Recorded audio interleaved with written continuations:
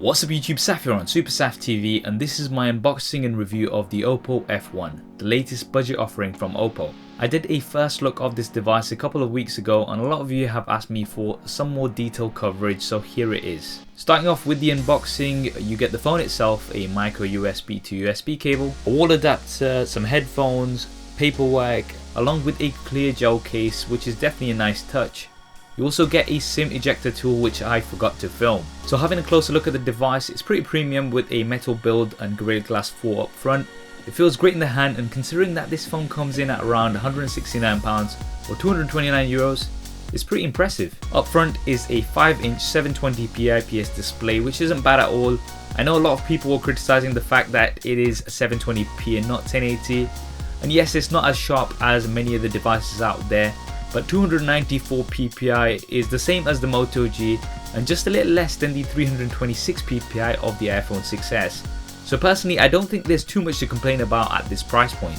The phone is powered by the Snapdragon 616 Octa-core processor with 3GB of RAM, and I haven't really had any issues for day-to-day use.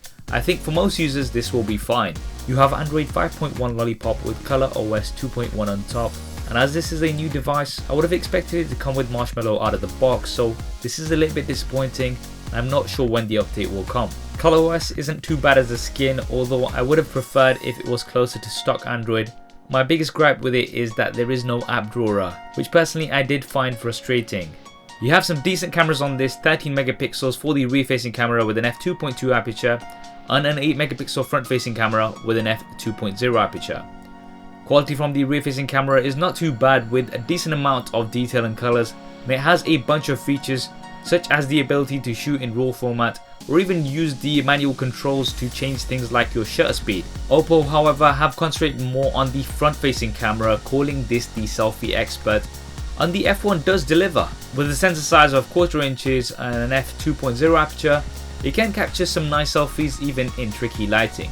Now to store those selfies, you have 16GB but with a microSD card slot, which supports up to 128GB, and that is pretty good. In addition, you can use the microSD card slot for a second SIM card, so you can actually have two SIMs active at the same time, say one for personal and one for work use, which is definitely useful. Finally, the battery is 2500 mAh, which is not removable.